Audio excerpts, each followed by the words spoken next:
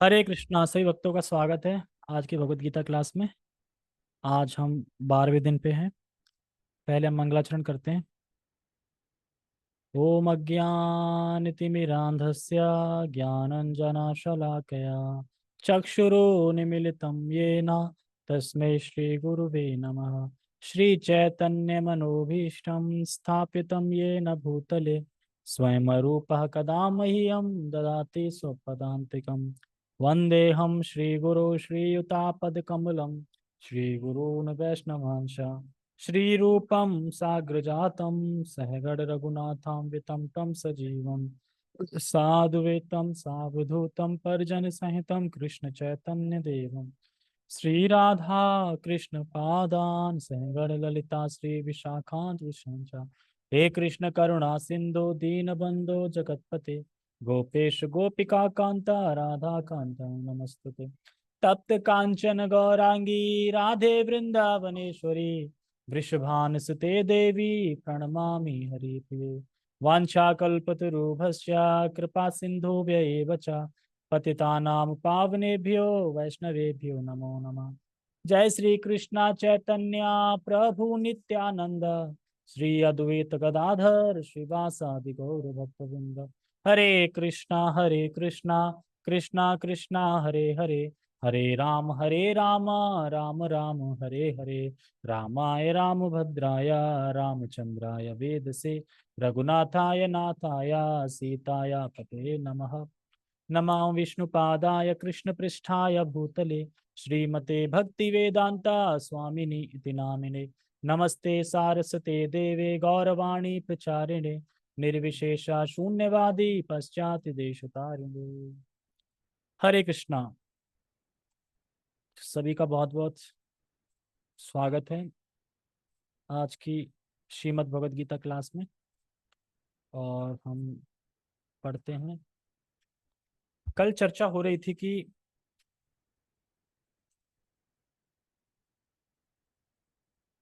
एक समझदार मनुष्य जीव समझता है कि इस जगत की सृष्टि बार बार सृष्टि हो रही है, बार बार प्रलय हो रहा है, तो वह इस जगत में आसक्त नहीं होता। वह समझता है कि जिस तरह से बारिश होती है तो बीज उगते हैं, विभिन्न विभिन्न प्रकार के पौधे उगते हैं, और जैसे ही बारिश समाप्त होती है तो फिर से वह समाप्त हो जाते हैं। उसी प्रकार से हमने सुना था कि भगवान महाविष्णु अपनी दृष्टिपात से, काल शक्ति से जीवों को डालते हैं इस जगत में और क्षोभ करते हैं, और फिर प्रकृति के तीनों गुण एक्टिव हो जाते हैं और इस तरीके से महतत्व की सृष्टि होती है। फिर अहंकार, इंद्रियां, शरीर ये सब आते हैं और इस तरीके से फिर सृष्टि होती है। फिर कर्म चालू हो जाते हैं। तो हमने सीखा था कि कर्म कैसे चालू होते हैं और किस तरीके से काल और प्रकृति के संयोग से कर्म शुरू होते हैं। ठीक है, अब हम आगे सुनेंगे। भगवान बताएंगे यहाँ पे कि ये मेरी प्रकृति है और जीव भी मेरे हैं, तो प्रकृति जीव में क्या भेद है, क्या अंतर है, और भी चीजें बताएंगे। तो हम पढ़ते हैं। ठीक है, ओके। दिखाई दे रहा है सबको?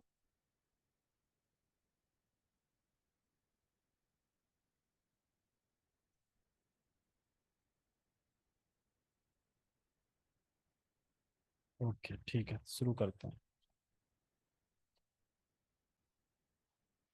तो हमने सुना था मिथ्या नहीं है, मतलब ये प्रकृति है, शाश्वत है, मिथ्या नहीं है, लेकिन बस टेम्परेरी है।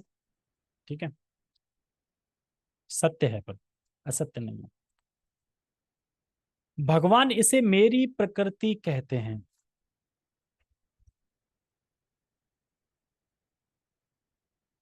भगवान क्या कहते हैं इसे? मेरी प्रकृति कहते हैं। मैं आगे तो नहीं बढ़ गया हूं कोई?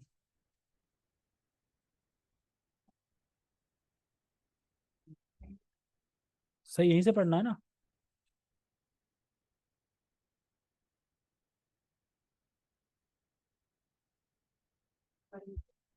भगवान इसे मेरी प्रकृति कहते हैं। यह भौतिक प्रकृति अपरा प्रकृति परमेश्वर की भिन्ना शक्ति है। क्या समझे? भिन्ना मतलब क्या होता है? भिन्ना, भिन्ना और अभिन्ना। भगवान कह रहे हैं कि जो प्रकृति है वह मेरी है और यह भौतिक प्रकृति जो अपरा प्रकृति कहलाती है वह परमेश्वर की भिन्ना शक्ति है। भिन्न मतलब सेपरेट, अलग, एक अलग शक्ति है, भिन्न शक्ति। और जो जीव हैं वो उनके अंश हैं, इसलिए प्रकृति को भिन्ना शक्ति बोला जा रहा है। वो अलग, सेपरेट शक्ति, एक अलग शक्ति है। यानी भगवान से स्वरूपतः एक नहीं है। भगवान क्या है? सत चित आनंद। प्रकृति क्या है? असत अचित निरानंद।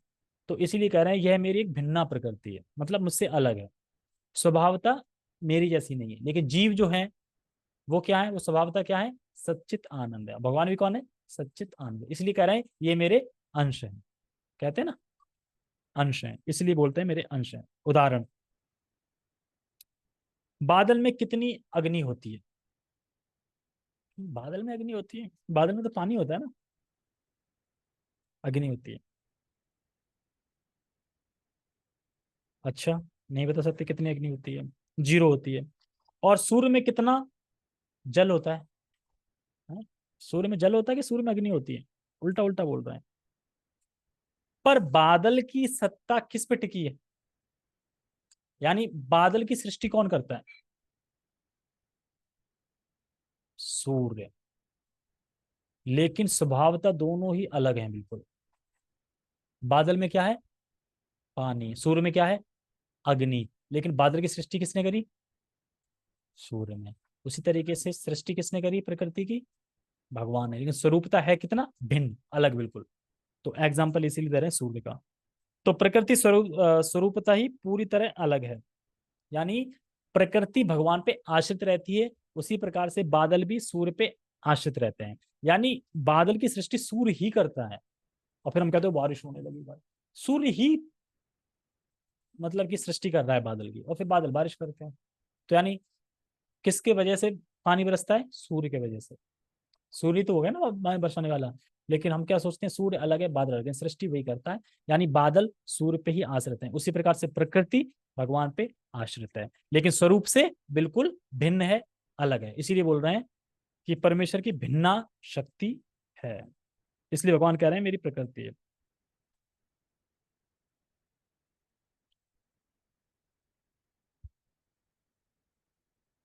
इसी प्रकार जीव भी परमेश्वर की शक्ति है, किंतु वे विलग नहीं, अपितु भगवान से नित्य संबंध है। संबंध, यहाँ पे संबंध को समझाया गया है कि प्रकृति, जीव और काल और ईश्वर, इनका आपस में संबंध क्या है। अगर हम संबंध समझ लेंगे तो आगे कभी भी धोखा नहीं खाएंगे। नहीं तो मायावादी क्या कहते हैं, अरे भगवान भगवान तो एक माया की उपज है, मतलब माया के एक प्रोडक्ट हैं जो यहाँ आते हैं, लीलाएं करते हैं, माया में फिर चले जाते हैं, समा जाते हैं, ऐसा बोलेंगे। लेकिन संबंध हमें समझना चाहिए, संबंध क्या है। तो पहला क्वेश्चन यहाँ पे कर रहे हैं, क्या भौतिक वस्तुएं भगवान से अपने संबंध का अनुभव कर सकती हैं? क्या आंसर है? भौतिक वस्तुएं अपने संबंध का अनुभव कर सकती हैं कि हमारा भगवान से क्या संबंध है, ये भौतिक वस्तुएं अनुभव कर सकती हैं। ये मोबाइल कर सकता है? ठीक है। दूसरा क्वेश्चन, क्या भौतिक वस्तुओं का संबंध भगवान अनुभव कर सकते हैं? भगवान वो कर सकते हैं कि इसका संबंध मुझसे है, ये रिश्ता है। यानी भगवान अनुभव कर सकते हैं पर वो भौतिक जो वस्तु है वो नहीं कर सकती। समझ में? ठीक है। तीसरा, क्या भौतिक वस्तुओं का संबंध भगवान से है? तीन क्वेश्चन है। क्या भौतिक वस्तुओं का संबंध भगवान से है? कूलर का, इसका, पिलक का, सबका संबंध है भगवान से? भगवान से है, ऑफकोर्स संबंध है भगवान से। लेकिन भौतिक प्रकृति अपने संबंध का अनुभव भगवान से नहीं कर सकती। भौतिक प्रकृति मतलब भौतिक गुणों की बात हो रही है यहाँ पे, दुर्गा देवी की बात नहीं हो रही, जो मालकिन है, वस्तुओं की बात हो रही है। अब वस्तुएं तो अनुभव नहीं कर सकती ना कि मेरा संबंध क्या है भगवान से, लेकिन भगवान तो अनुभव कर रहे हैं ना कि इनका संबंध है मुझसे। समझे ना? हाँ। लेकिन भौतिक प्रकृति अपने संबंध का अनुभव भगवान से नहीं कर सकती। क्या लैपटॉप समझ सकता है कि ये भगवान की शक्ति है? लेकिन भगवान समझ सकते हैं ये मेरी शक्ति है। लेकिन लैपटॉप नहीं समझ सकता कि हम भगवान की शक्ति हैं। क्यों? क्योंकि ये जड़ है, इसमें चेतना नहीं है। अब मैं फोन को देख रहा हूं, ये मैं अनुभव कर रहा हूं, क्या फोन वो कर रहा है कि मैं उसको देख रहा हूँ? तो यही फर्क होता है जड़ और चेतन में। तो प्रकृति क्या है? जड़ है, और जीव चेतन है। इस तरह इस तरह भगवान, जीव, प्रकृति तथा काल, ये सब परस्पर संबंधित हैं और सभी शाश्वत हैं। कौन कौन शाश्वत हैं? भगवान, जीव, प्रकृति तथा काल, और ये सब क्या परस्पर क्या एक दूसरे से संबंधित हैं और शाश्वत हैं। तो यहाँ पे एक उन्होंने एक उससे बताया था, एक फाइल से समझाया था कि सबसे पहले संबंध क्या है ये समझो। भगवान सर्वनियंता है, यानी सभी चीजों के नियंता भगवान है। अब भगवान से एक एरो नीचे करेंगे तो वो आ गई भौतिक प्रकृति, और उस एरो को और ऊपर करेंगे तो आ जाएगा जीव। ठीक है, ये तीन चीजें मान लो। यानी जो जीव है वह जानता है कि मैं नित्य दास हूं भगवान के, मतलब जीव कौन है? भगवान के नित्य दास है, हमेशा सेवक ही रहेंगे। और भौतिक प्रकृति क्या है? भौतिक प्रकृति कभी भी जीव नहीं बन सकती। और जो नित्य दास है जो जीव, वो और जो भौतिक प्रकृति है, दोनों ही भगवान के नियंत्रण में काम कर रही है। मतलब भगवान नियंता है दोनों के, जीव के भी प्रकृति के। और जीव सोच रहा है कि मैं अपने हिसाब से कर रहा हूं, लेकिन जीव किसके नियंत्रण में है? भौतिक प्रकृति नियंत्रण में, कि तीनों गुणों के हिसाब से काम कर रहा है इस तरीके से। और जो जीव है वह प्रकृति नहीं है, हमेशा जीव रहेगा जो नित्य दास है भगवान का।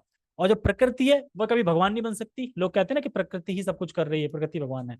प्रकृति कभी भगवान नहीं बन सकती, और भगवान कभी प्रकृति नहीं बन सकते। भगवान भगवान रहेंगे, भगवान प्रकृति नहीं बन सकते, प्रकृति भगवान नहीं बन सकती, और जीव कभी प्रकृति नहीं बन सकता, और जीव कभी भगवान नहीं बन सकता। तो ये संबंध है इन तीनों का। ऐसे काल का समझ लो, सबका संबंध है ये, और शाश्वत है ये एक तरह से। मतलब प्रकृति हमेशा प्रकृति रहेगी, जीव हमेशा जीव रहेगा, भगवान हमेशा भगवान रहेंगे। ऐसा नहीं कि प्रकृति भगवान बन जाएगी, या भगवान कभी प्रकृति बन जाएंगे, या जीव कभी भगवान बन जाएगा, ऐसा नहीं होगा। तो इस तरीके से प्रभु जी समझा रहे थे संबंध को। ठीक है। और पर भगवान प्रकृति और काल द्वारा जीव को अ, भोगने का एक मौका दे रहे हैं, या भोगने का क्या बोलेंगे उसको, मौका दे रहे हैं समझ लो। जैसे कि भगवान नियंता है और भौतिक प्रकृति है, तो जीव जो है, काल और भौतिक प्रकृति, ये दोनों चीज जीव को क्या दे रही है? भोग दे रही है, भोग ऑफर कर रही है, मतलब भोग करने का मौका दे रही है। भोग कैसे करते हैं? समय और प्रकृति जो वस्तु, उसी से तो हम भोग कर रहे हैं ना। आज बहुत अच्छा समय है, तो ये दोनों फैसिलेट फैसिलेट मतलब कि कैसे समझाऊं, मतलब इन दोनों की ड्यूटी लगा रखी है कि आप जीव को भोग प्रदान करो। भौतिक प्रकृति और काल, इन दोनों को सेवा में लगा रखा है कि आप इनको भोग प्रदान करो, क्योंकि अगर भोग नहीं करेंगे तो भोग से उबेंगे कैसे? उबेंगे तभी तो मेरे पास आएंगे। हम भोग करना चाहते हैं तो भगवान व्यवस्था करेंगे नहीं करेंगे हमारे लिए, क्योंकि हम उनके नित्य दास हैं, अंश हैं, बच्चे हैं उनके। तो भगवान हमारे लिए करेंगे कि नहीं करेंगे? जैसे यहाँ के पिता बच्चे के लिए बनाते हैं ना, घर वर बनाते हैं, सब कुछ करते थे, ऐसे भगवान हमारे नहीं करेंगे। हमारी इच्छा है कि मैं रहूं अलग, मैं राजा रहूं, मैं ये बनूं, मैं ये करूंगा, मैं वो करूंगा। बोले ठीक है, नीचे जाओ, मैंने सारी फैसिलिटी दे रखी है, वो तुम्हारे भोग की सारी चीजें उपलब्ध कराएगी। तो प्रकृति भोग की चीजें उपलब्ध कराती है भगवान के अनुसार। मतलब तो भगवान ने ही, एक तरह से भगवान ही भोग हमें करवा रहे हैं। हमारी इतनी भी हिम्मत नहीं कि हम भोग कर सकें, भगवान ही फैसिलिटी दे रहे हैं भोग करने की तरीके से। और मायावादी कहते हैं कि माया के प्रोडक्ट है भगवान। तो हमें समझना चाहिए संबंध है। भगवान कभी प्रकृति नहीं बन सकती, प्रकृति कभी भगवान नहीं बन सकती, ये सब चीजें हैं। और जीव कभी भगवान नहीं बन सकता।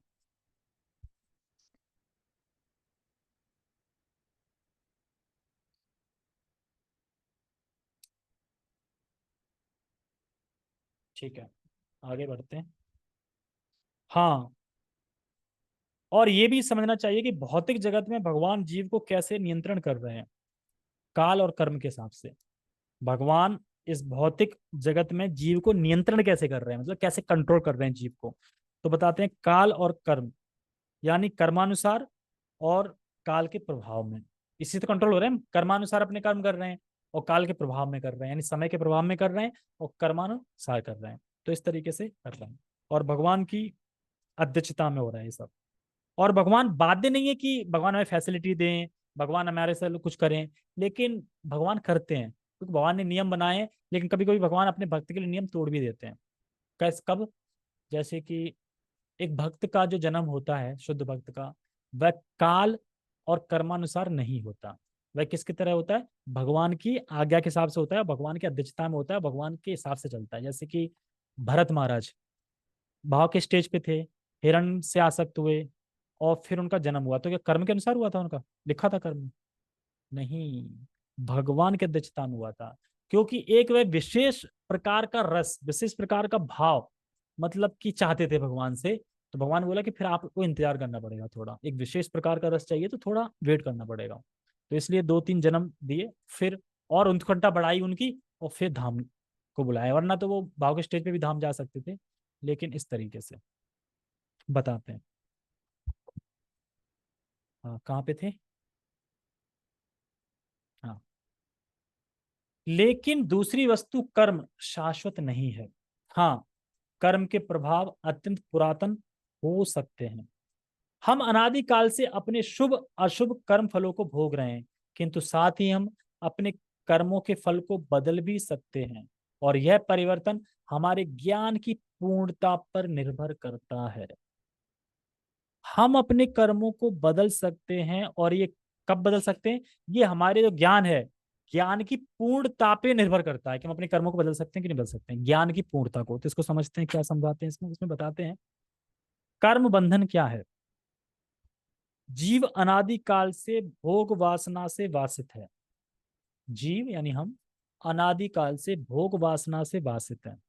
भोग तो समझ में आ रहा है, जो भी हम करते हैं। वासना, वासना समझ आ रही है, इच्छाएं। और वासित, वासित क्या है? वासित, वासित को समझाते हैं बहुत अच्छे तरीके से।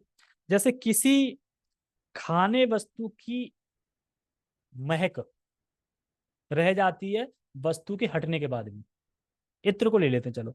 इत्र कई जगह, किसी जगह पे रखा हो, अब वहां से हटा लिया, लेकिन उस जगह पे फिर भी महक आएगी इत्र की। इसी को बोलते हैं वासित। यानी जो सूंघने पे समझ में आ रही है, इसी को बोलते हैं वासना वासित। मतलब जो अनादिकाल से हम वासना से वासित हैं। वासित मतलब महक तरीके से, जो भी इच्छाएं, भोग की इच्छाएं, उसकी महक बता रहे हैं। महक इच्छा, यानी अनादिकाल से जीव के सूक्ष्म शरीर में भोग की इच्छा है, यानी भोग वासना है, भोग वासना से वासित है जीव।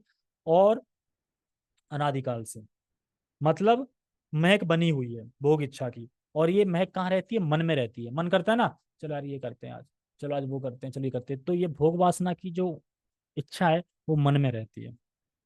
तो इस वासना की वजह से भक्त फंसता है। भक्त नहीं मतलब जीव फंसता है। मान लो कि उसने इच्छा कर ली, ओहो ये इंसान कितना दौड़ रहा है, मैं बूढ़ा हो चुका हूँ, काश कि मैं भी जवान होता ना, तो मैं भी दौड़ता। अब आ गई ना भोग वासना से वासित महक आ गई ना। भगवान क्या करेंगे अब? अच्छा, आपको दौड़ना है, तो प्रकृति फिर कैसा जन्म देगी? फिर से देगी शरीर, दौड़ो। तो उसने कुछ किया, कर्म किया? कुछ नहीं किया। लेकिन जो भोग की वासना से वासित था ना, खाली सोच लिया, मन में सोच लिया ना, काश मैं भी होता। तो काश काश काश काश है ना, काश ही इंसान को फंसाती है, इस जन्म जगत में ले आती है। वो काश कुछ भी हो सकती है। मान लो कि कुत्ते का काश आ गया तो कुत्ता बन जाएगा, मनुष्य का काश आ गया तो मनुष्य बन जाएगा, लेकिन बनेगा जरूर। और मनुष्य बनो चाहे कुत्ता बनो, दुख तो, दुखा लिया मैं तो दुख तो है ही, जाहिर सी बात है। तो आना ही दुख है एक तरीके से। तो काश काश करते हैं। इसलिए प्रभुपाद जी बोल रहे हैं पूर्ण ज्ञान पे निर्भर करता है कि तुम अपने कर्म बदल सकते हो कि नहीं बदल सकते हो। ये तुम्हारे पूर्ण ज्ञान पे निर्भर करता है। जैसे इस जगत में लोग ये कभी नहीं जानते कि हम प्रकृति के 3 गुणों द्वारा बंधकर कार्य कर रहे हैं। कौन जानता है? भक्त को छोड़ के फिर पूछ लो माइक पे सबको, प्रकृति के 3 गुण जानते हो? है ये क्या होता है? 3 गुण क्या होते हैं? ये तो पहली बार सुन रहा हूँ मैं। रहता है कि नहीं होता है? भक्तों को छोड़ के 1 लाख भी लोग नहीं निकलेंगे कि जो प्रकृति के 3 गुण जानते हो, उसको सही से जानते हो। क्या तमोगुण होता है, रजोगुण होता है, इसमें अंडर में हम बंद के कार्य कर रहे हैं, कोई नहीं जानता। ठीक है। और प्रकृति 3 गुण अधिक कार्य कर, और देखो तो क्या खाना चाहिए, क्या नहीं खाना चाहिए, क्या करना चाहिए, क्या नहीं करना चाहिए, ये किस पे निर्भर है कि हमें पता चल जाए कि क्या करना चाहिए क्या नहीं करना चाहिए? किस चीज पे निर्भर है? शास्त्र मतलब ज्ञान पे निर्भर है। मतलब ज्ञान होगा तो ही तो तुम्हें ज्ञान होना चाहिए ना कि क्या करना चाहिए क्या नहीं करना चाहिए, तो ज्ञान पे निर्भर है। तो जीव जो अविद्या से ग्रसित है अनादिकाल से, तो तब तक व्यक्ति को ज्ञान प्राप्त नहीं होता है और उन्हीं कर्मों में बार बार वो लगा रहता है। इसलिए प्रभुपाद जी यहाँ बता रहे हैं कि कर्म के फलों को बदल भी सकते हैं और परिवर्तन हमारे ज्ञान की पूर्णता पे है। यानी अब ज्ञान कहाँ मिलेगा? भगवत गीता से। तो भगवत गीता पढ़ेंगे, ज्ञान आएगा और पता चला अच्छा ये करना चाहिए, अच्छा ये नहीं करना चाहिए, तो फिर धीरे धीरे ज्ञान की पूर्णता होती जाएगी। तो जितना तुम्हारा ज्ञान पूर्ण हो जाएगा उतने तुम अपने कर्म बदलते जाओगे। यानी पहले ऐसे कर्म कर रहे थे, अब ऐसे कर्म कर रहे थे। तो यही शिला प्रभुपाद जी यहाँ पे कह रहे हैं कि और यह परिवर्तन हमारे ज्ञान की पूर्णता पर निर्भर करता है। जो परिवर्तन है ना, पहले ये कर्म कर रहे थे, अब ये कर्म में परिवर्तन हो गया कर्म में, तो ज्ञान की पूर्णता पर निर्भर है। ये ज्ञान आपको कितना है उसकी पूर्णता पर निर्भर करता है ये। तो ज्ञान का पूर्णता होना बहुत जरूरी है। अब देखो नेक्स्ट लाइन में क्या कह रहा हूं। हम विविध प्रकार के कर्मों में व्यस्त रहते हैं। जो भौतिकतावादी लोग हैं वो ये तो कहते हैं ना, समय नहीं है यार, टाइम नहीं है, हम व्यस्त, हम ये कर रहे हैं, तो ये कर रहे हैं। वो विविध प्रकार के कर्मों में व्यस्त रहते हैं, विविध प्रकार के कर्मों में व्यस्त रहते हैं। इतना व्यस्त हैं, इतना व्यस्त हैं कि और ये नहीं समझ पा रहे हैं उसी दल दल में और ठूस ठूस, मतलब अपने आप को ठूस रहे दल में ठूस रहे हैं। हाँ, और ठूसते जा रहे हैं उसमें, ठूसते जा रहे हैं, व्यस्त हैं। कथा में आ जाइए, समय नहीं है। एक बार शिला प्रभुपाद जी जब बैक टू गॉड हेड में क्या बोलते हैं इसको, god god to back back to god head, क्या निकाला था उन्होंने? बैक टू गॉड हेड पत्रिका निकाली थी ना, इंग्लिश में क्या बोलते हैं? मैगजीन। मैगजीन जब बांट रहे थे तो दे रहे थे किसी एक इंसान वगैरह, स्वामी no time, no time, no time, समय नहीं है मेरे पास। पापा जी कह रहे नो टाइम, अगला आर्टिकल, नो टाइम, मेरे पास टाइम नहीं है। और पता चला जो नो टाइम कर रहा था ना, वो कार में बैठा और कहीं जा रहा था, हार्ट अटैक से मर गया। प्रभुपाद जी कह रहे नो टाइम, इसके पास टाइम ही नहीं था। सच में टाइम नहीं था, नो टाइम कर रहा था ना, मरना था ना उसको, तो टाइम ही नहीं था उसके पास, तो नो टाइम। इस तरीके से, और पता नहीं रहता इसका प्रभाव क्या पड़ेगा। यानी विभिन्न कार्यों में व्यस्त रहते हैं और ठूंसते रहते हैं, ठूंसते रहते हैं, और पता नहीं चलता कि इसका प्रभाव क्या पड़ रहा है। वो इतना अज्ञान में है कि ये भी नहीं पता कि हम जो कार्य कर रहे हैं उसका प्रभाव क्या पड़ेगा, ये भी नहीं जानते लोग। प्रभाव से ही बिल्कुल अनजान है। थोड़ा और पढ़ते हैं दो शब्द। निसंदेह हम यह नहीं जानते कि किस प्रकार के कर्म करने से हम कर्म फल से राहत प्राप्त कर सकते हैं, लेकिन भगवत गीता में इसका भी वर्णन हुआ है। देखो, किस प्रकार कर्म करने से हम कर्म फल से राहत प्राप्त कर सकते हैं नहीं पता हमें, लेकिन भगवत गीता में इसी का वर्णन हुआ है। यानी भगवत गीता पढ़ेंगे तो हम समझ में आ जाएंगे क्या कर्म करना है और क्या कर्म नहीं करना है। तो आप कुछ कर नहीं रहे हो, गीता भागवतम सब ये कर रहे हो। जैसे कि प्रभु जी समझा रहे थे, अगर कोई फोन करे और बताओ क्या कर रहे हो, कुछ नहीं, बस वही 16 माला का जप कर रहा हूँ और गीता भागवतम पढ़ लेता हूँ, थोड़ा सेवा कर लेता हूँ, ये बताओ। अच्छा ये सब तो ठीक है, पर कर क्या रहे हो? और कुछ नहीं कर रहे तो कुछ नहीं कर रहे हो तुम। मतलब उनका कहना मतलब ये है कि भक्ति कर रहे हो ये अलग चीज है, और कुछ नहीं कर रहे हो भक्ति के अलावा। मतलब भोग की चीजें कुछ कर रहे हो कि नहीं कर रहे हो, मतलब कि टी टैग कर रहे हो, ये कर रहे हो, फलाना कर रहे हो, कुछ कर रहे हो कि नहीं कर रहे हो? वो नहीं कर रहे हो, आपने बता दिया भक्ति कर रहे हैं, तो कह रहे हैं, ये तो ठीक है लेकिन कुछ नहीं कर रहे हो आप। यानी उनके हिसाब से मटेरियल चीजों में व्यस्त रहना, कुछ करना, ये करना है, नहीं तो आप फालतू बैठे हो। 16 माला करना ये उनके लिए कुछ नहीं है, ये फालतू मान लो, फालतू कर रहे हो आप, फालतू एक तरीके से।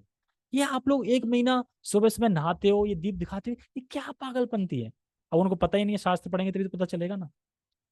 तो इन सब का ज्ञान भगवत गीता में है, तब इंसान समझ पाता है कि एक दीप दान दिखाने से कितना लाभ मिल रहा है। वो इंसान नहीं समझ सकता, आपको पता है कितना लाभ मिल रहा है।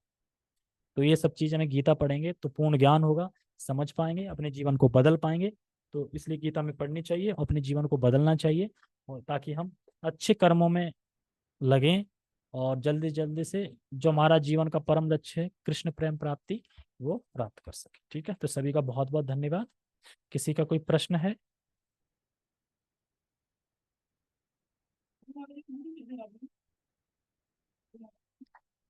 जगत गुरु शिला प्रभुपाद की जय, श्रीमद् भगवद गीता की जय, निताई निताई गौर प्रेमानंदे, हरि हरि बोल, हरे